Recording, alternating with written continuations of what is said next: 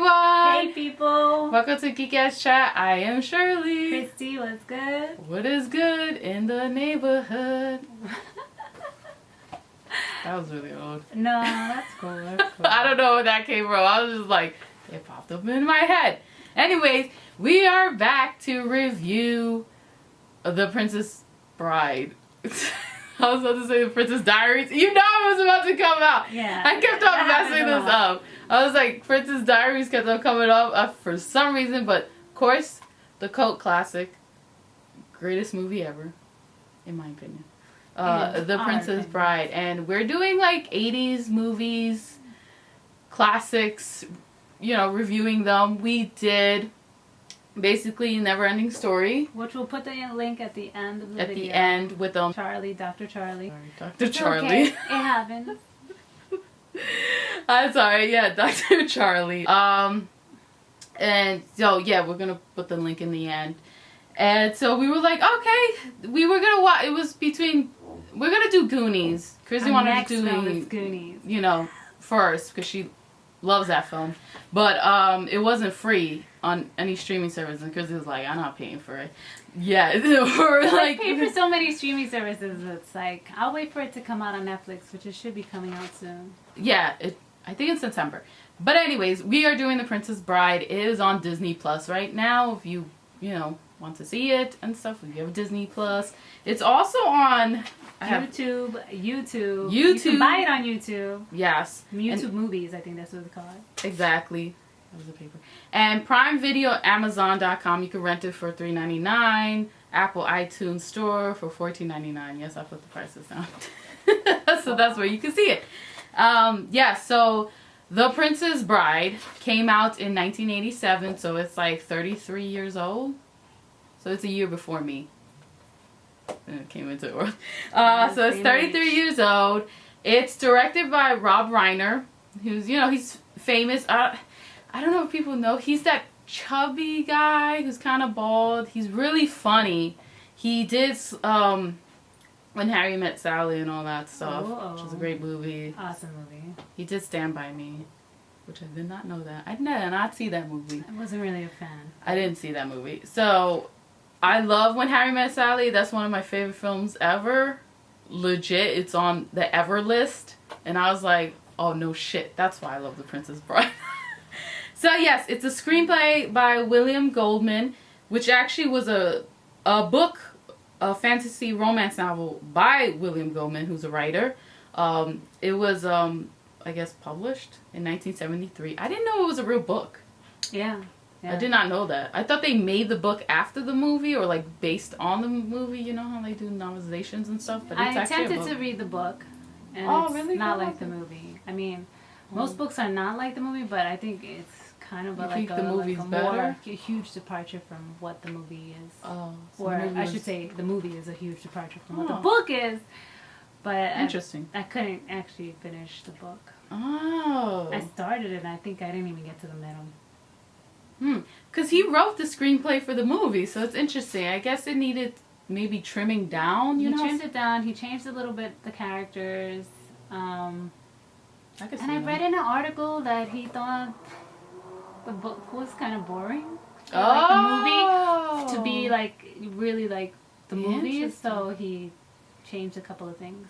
Wow. Which is and it worked out very for interesting, him. yeah. Then again, I haven't read the book, so I don't know, but going from your opinion, so it seems like it worked out. Yeah. So what is the plot or synopsis? You know, it's a fairy tale adventure, sword play, swashbuckling, true love conquers all. So basically, it's about a beautiful young woman who and her one true love. So Buttercup is a beautiful young woman, and Wesley's her one true love. He must find her after he was presumed dead because he was going out there to get, like, I guess a job in a sense, to get money so he could marry her because he didn't have money to marry her. So she, after a long separation, thinking that he's dead because he got killed in by pirates in the waters and stuff, she ends up having to be proposed to Prince Humperdinck, Look at me. That's good. You did a good job. What is the land? The kingdom. The magical kingdom of... Florin. Which I didn't even know that was the name. I've seen this movie so many times. I didn't even know that was the name of the kingdom. This is me not paying attention. This is when you like catch these little details. 33 years later, not 33 years. Hold up, I actually disagree with her because I think that that's the fun thing about watching movies over and over again because you can discover new things. No, that is true. No, you have a point. Actually, that's true because it makes it fun when you catch. Yes, which was crazy, and I think our dad discovered too. Like, wait, what? Like, it was too funny. So, but we'll mention that later. So basically, they must battle the evils of Humperdinck and his the second in command guy who I forgot his name. Was it Ronan? Roman? Court Roman? Something Roman. Like that. And so, yeah, that's basically it. You meet Fez. Is it Fez? Andra the Giant? Yeah. Is his name Fez? I'm totally blanking out right now. It's kind of like, Fez. Fizz or Fez? Fizz. Oh, okay. Sorry about that. I have the list of names. And then you meet Inigo Montoya, who's played by Mandy Patinkin, who's a great character. Inigo Montoya. Montoya. Yeah. And it's narrated by the grandpa, who's the best. Peter... Yo, what's this last name? Because you know me and my names. Fault. Yes, Peter Fault. I think he was Columbo from what I didn't even know that was him until my dad mentioned it right now. So that was actually interesting. Another thing I learned. And Fred Savage, who was the grandson. So basically the grandpa's reading to the grandson, the Princess Bride, because the grandson is sick and he's home. And so, yeah, you meet these great characters, and it's the theme of the story basically is true love conquers all. About revenge, because Inigo Montoya wants revenge for his father's death from the count, who's the second hand from Princess Humperdinck. Pain, rescues, politics, deception. It's a story within a story, which I love. I love those type of stories or movies. I love when someone's telling a story in a film. I don't know why. It's just my thing. Well, that was the same thing that happened in The Never Ending Story. So. Basically, yeah. Yeah, I like that too. And, I didn't even mention that in the review. But I actually like that aspect as well. That the little kid was reading the Never Ending Story and he was experiencing it. And you get to experience and see it through these eyes of these people who are reading it or seeing it as well. And then you're seeing it through their eyes, and they're seeing it through... It's so interesting. It's fascinating, and that's what I like about it. A story within a story. What else did you want to bring up? Well, I agree with you. The whole... the story within the story, I really like Fred Savage. What's his name? Fred Savage. Fred Savage. Yeah. He's super adorable in the film, and it starts off with him being sick, and the grandpa reading to him. And at first he's like, "No, I don't want to read this," and then he just gets a little weirded out because they're kissing and all that. But towards the end of the film, he just gets more comfortable with it. Yeah. But I think that one of the scenes that really I really loved was just Buttercup and Wesley in the beginning when they were in the farm. Right, and he's doing basically Wesley's doing whatever right. So he's a farm boy, right? Yeah. And so, but she starts to pick on him, right? Because she noticed that he does anything she wants him to do. As you wish. And he just always says, "As you wish." So that's the running line throughout the movie is "As you wish," and I love that about the movie. And so every time she asks something, he's like, "As you wish." And she asks for the most mundane stuff for him to do, and then he does it. And that's because that's his way of showing his love for her. And I think that is so beautiful in the story. No, it is. I also love the fact that the grandpa, when he's leaving the grandson in the end, and the grandson's like, "Can you come back to read it tomorrow, the book?" And he says before he leaves, "As you wish." And I thought that was beautiful. It's like a full circle. It was coming back around again. Yeah. So I thought that was really great. I looked up Buttercup. Yeah. And it means, let me see, I got the yellow wildflower. Oh, her hair. that. That's interesting. That's so cute because I'm always like, what is this Buttercup word? Oh, I didn't know that. So it means yellow wildflower, and it's in reference to her hair. Oh, so that's really crazy. pretty. And then that's crazy. Oh, Robert Wright plays Buttercup, who's really good. And of course, you know, Robert Wright's a great actress. She was in Wonder Woman. Yeah, exactly. As she the aunt who isn't kicked upset, ass. yo. She was so iconic in the Wonder Woman film. I think she was the best part of that movie. Yeah. Wonder Woman was good, but like she was great. Yeah. and she still looks the same for me. Like, oh my gosh, she just like she didn't change. Really. And then Carol, oh my God, Carol, he was in Liar Liar with Jim Carrey, and he's been in other movies as well, and he's a really good actor too. Oh, The Men in Tights. Come on. Oh my gosh, if you have not seen Men in Tights, please go get that movie. Maybe we should do a review for that, but I don't think one of the best Mel Brooks movies, right?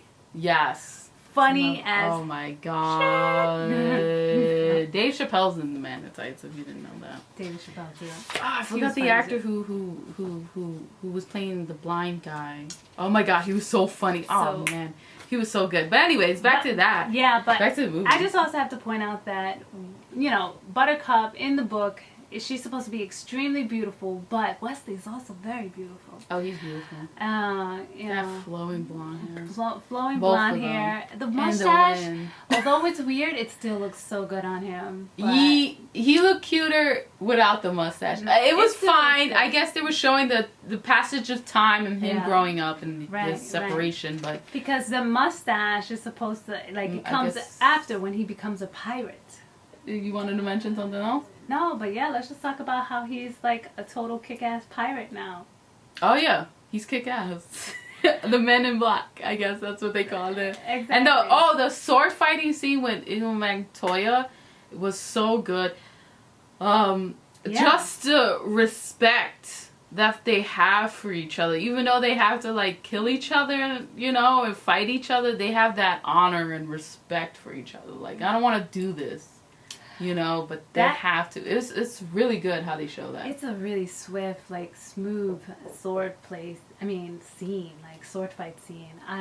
The banter between the both of them. Mm-hmm. It's I feel like, this idea that, Montoya is supposed to kill him because he's following them because they have, kidnapped Buttercup.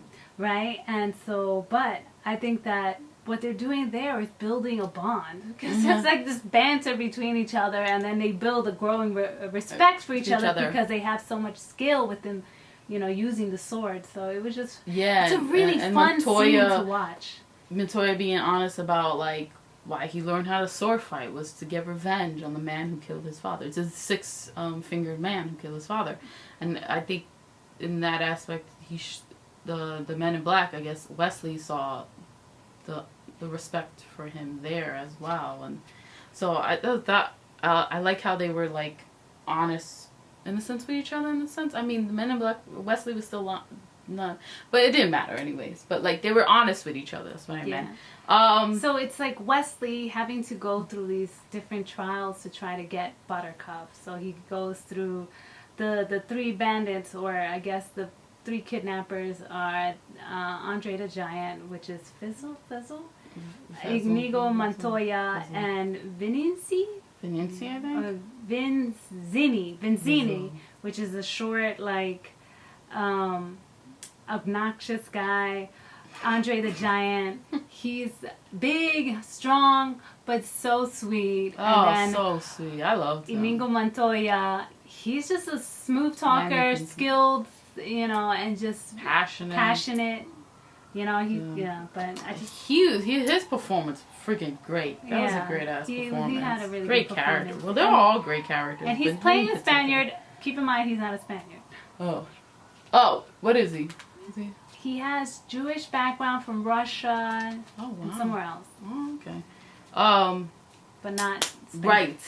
Spaniard. I like that it's not only just a love story between Wesley and Buttercup, but it's also a love story between Fizzle and Inigo Montoya. The loyalty between each other. These two, I guess, criminals or thieves. They're not really that. They just took the job to get money, I guess. Exactly. And the love and respect and having their back for each other, and then helping Wesley as well, because they have that respect for him and to get save Buttercup from Prince Humperdinck. I just love that. That was so good, that love story as well. The friendship and all that stuff. Yeah, I think that's a big part of the story, so that's what I loved about it too. Yeah, and and it's about loyalty. You know, like I said, they're loyal to each other. They know what they have to do, what is right, you know.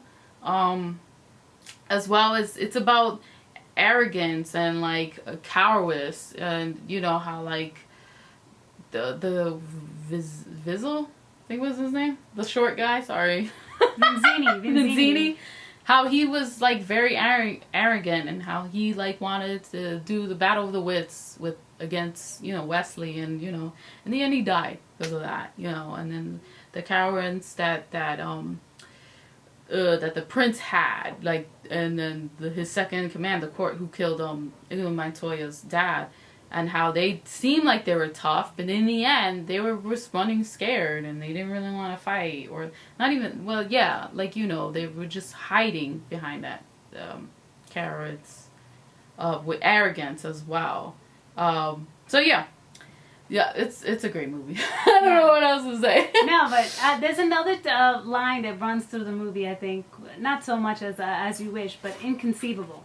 Oh, inconceivable. And which is something that Vizzini is saying throughout the movie when he's in when he's in certain scenes. I didn't know what inconceivable means unbelievable. Oh, okay. It's so funny that they use that word, because as you go through the film, a lot of the stuff that happens is completely unbelievable. And I guess because it is like a fairy tale, but it's just such a witty, quirky fairy tale that it works.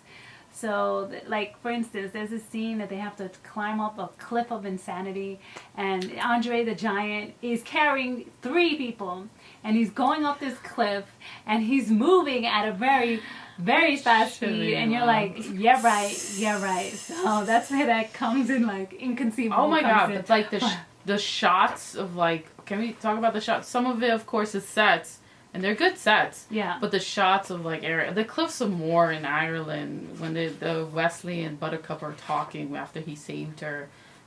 Beautiful. We go in there. We go in there. We are going there. Oh, yeah. Oh, just if anyone's from Ireland or been to Ireland, please recommend some spots down below. Yes. Please, because this is actually the next trip I want to take is to Ireland. I'm not lying. Yeah, definitely. For sure. It's like...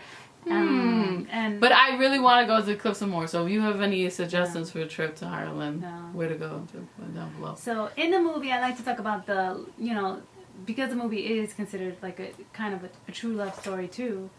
There's so many moments in the movie where you really see that between Buttercup and Wesley. But one moment that I really enjoyed seeing was when they were in the swamp, the fire swamp, I think it was. Those big ass rats. And she is walking, and those big rodents.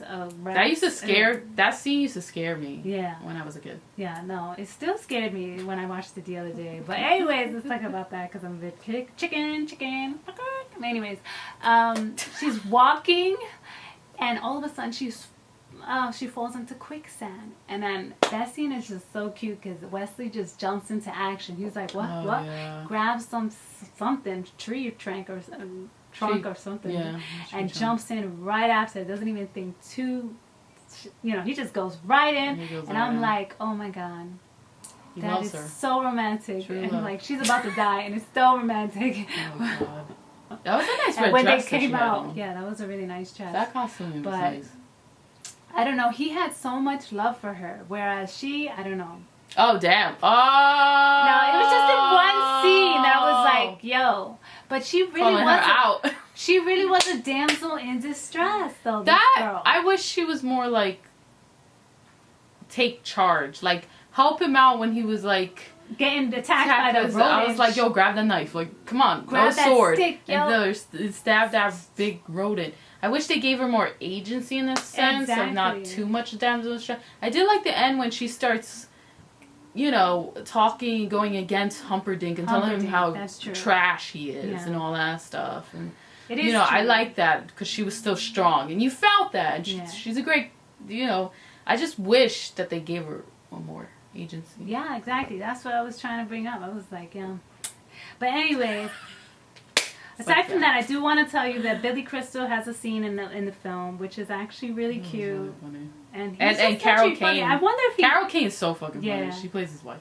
I was just wondering if like they ad-lib a lot of the stuff that was in that movie, in the scene, because it always feels like it with Billy Crystal. But there are certain movies when there's actors that ad-lib and it takes it too far.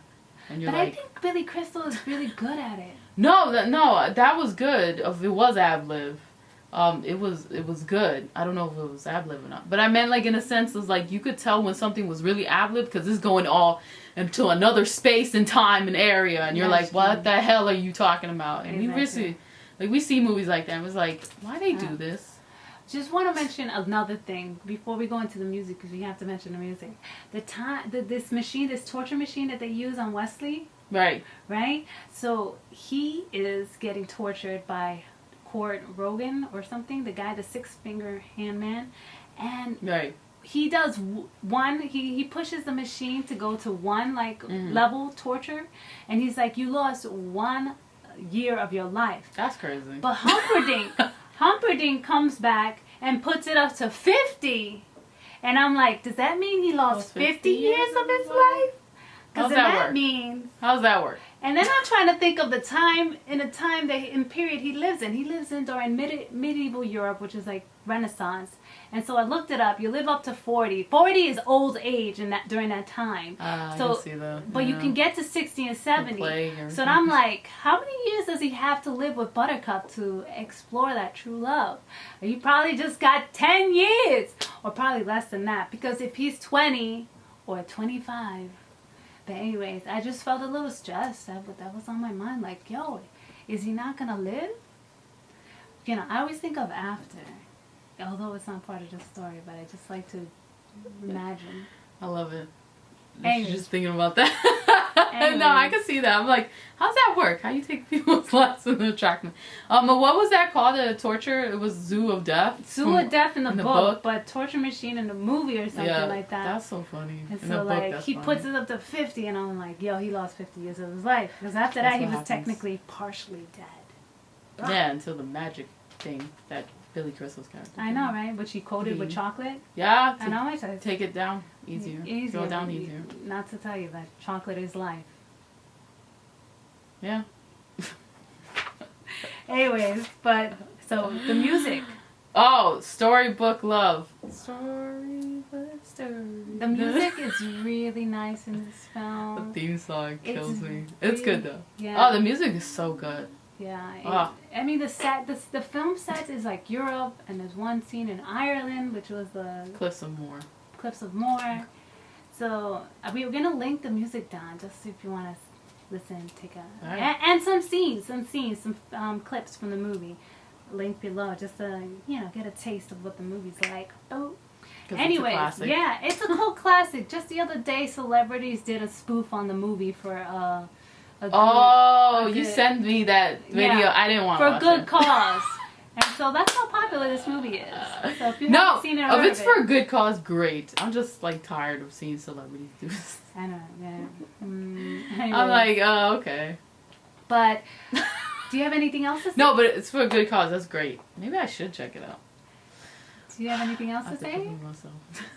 Oh, no. I love this movie. It's great. It's a classic. It's one of my favorite films ever. I own it, but I'm just lazy to put it on the DVD. So it's they're on Disney Plus. Yeah.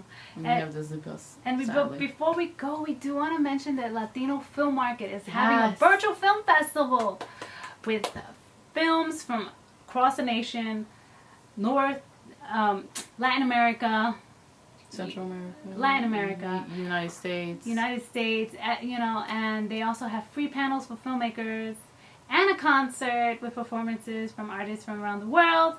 Please check them out. It's $5 for a ticket. The starting is $5. $5. The festival pass is $10. $10. Jeez, you cannot beat that. That's pretty great. I know. So we've seen festival passes for other festivals, and you're like, this. What I like to think about the Latino Film Market and their festival is that it's community based. It's for the community. You know, most of these festivals are not accessible to just like the general public. You know, you usually have to be someone who goes to festivals, who are like, that's your thing. But if you have never been to a festival, check this one out. It's a first. I'm not sure if it's going to be virtual in the future, but it's virtual this year because of the pandemic. But check it out. And it's about representation as well. It definitely getting is these about artists from all these backgrounds and in the Latinx community especially out there when they're not getting that exposure through the media because it sadly won't give it to them. So it's the virtual event is from July 27th to August 2nd. And we'll put the website down below. Yeah. So you can go to latinofilmmarket.org as well, but we'll put it down below. So check it out. Definitely check it out. It is a great thing. Thank you for joining us. Thank you for joining us. Have a great weekend. Yes, year, stay safe. Life. If you're watching this, I guess the pandemic's over, hopefully. I don't know when you're watching this. Yeah, we're just trucking along. Yeah, exactly. Trucking along. Doing these videos to stay entertained. We love doing film reviews just for fun. Yes, but subscribe. Exactly. Like. This is Geek Chat. Thanks for watching. Peace out.